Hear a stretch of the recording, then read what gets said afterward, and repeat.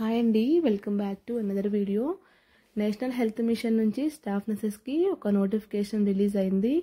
వాటి వివరాలు ఈ వీడియో ద్వారా మనం తెలుసుకుందాము. ఈ నోటిఫికేషన్ తూర్పుగోదావరి జిల్లాలో రిలీజ్ అయింది.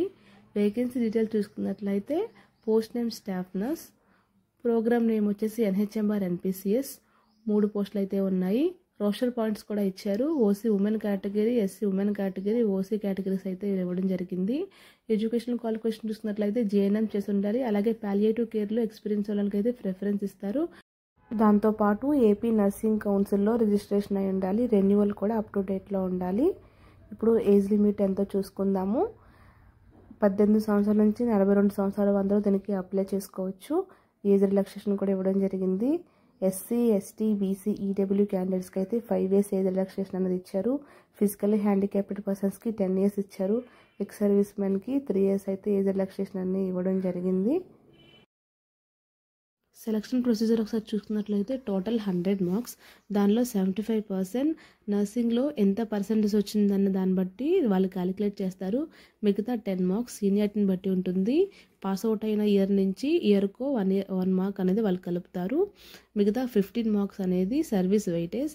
ఆల్రెడీ కాంట్రాక్ట్ అండ్ అవుట్సోర్సింగ్లో వర్క్ చేసిన వాళ్ళకైతే ఈ వెయిటేజ్ కలుస్తుంది. ట్రైబల్ ఏరియాలో వర్క్ చేసిన వాళ్ళకి 6 monthsకి 2.5 మార్క్స్, రూరల్ ఏరియాలో వర్క్ చేసిన వాళ్ళకి 6 monthsకి 2 marks, అర్బన్ ఏరియాలో వర్క్ చేసిన వాళ్ళకైతే 6 monthsకి 1 mark అనేది వీళ్ళు కలుపుతున్నారు. కోవిడ్లో వర్క్ చేసిన వాళ్ళ కోసం చూసుకున్నట్లయితే ఎవరైనా కోవిడ్లో 6 months కన్నా బిలో వర్క్ చేసినట్లయితే వాళ్ళకి డేస్ని బట్టి సర్వీస్ అనేది వాళ్ళు క్యాలిక్యులేట్ చేస్తారు. అలాగే ఈ నోటిఫికేషన్ ద్వారా తీసిన మెరిట్ లిస్ట్ని 1 year దాకా ఉంచుతారు. సో ఏమైనా పోస్టులు ఉంటే ఆ మెరిట్ లిస్ట్ని బట్టి ఫిల్ చేస్తామని చెప్తున్నారు. ఇప్పుడు తీసుకునే రిక్రూట్మెంట్ అంతా కూడా కాంట్రాక్ట్ అండ్ అవుట్సోర్సింగ్ బేస్లో తీస్తున్నారు. ఇనిషియల్లీ 1 year, తర్వాత దీన్ని కాంట్రాక్ట్ పద్ధతిలోనే కంటిన్యూ చేస్తారు. రిక్రూట్మెంట్ స్కెడ్యూల్ ఒకసారి చూస్తున్నట్లయితే ఈ నోటిఫికేషన్ December 23 వచ్చింది. అప్లికేషన్స్ అనేవి December 26 నుంచి January 4 వరకు తీసుకుంటారు. Provisional merit list January 23 publish చేస్తారు. Final merit list January 29 publish చేస్తారు. అపాయింట్మెంట్ ఆర్డర్స్ January 30 నుంచి 31 లోపు అయితే ఇష్యూ చేసేస్తారు. ఇప్పుడు ఎలా అప్లై చేయాలో తెలుసుకుందాము. అప్లికేషన్ డౌన్లోడ్ చేసుకొని దానికి మీ డాక్యుమెంట్ జిరాక్స్ అని అటాచ్ చేసి డిఎంహెచ్ఓ ఆఫీస్ రాజమహేంద్రవరం నందు సబ్మిట్ చేయాలి. అలాగే ప్రతి జిరాక్స్ కాపీ మీద సెల్ఫ్ అటెస్టేషన్ చేయాలి, అంటే మీ సంతకం చేయాలి.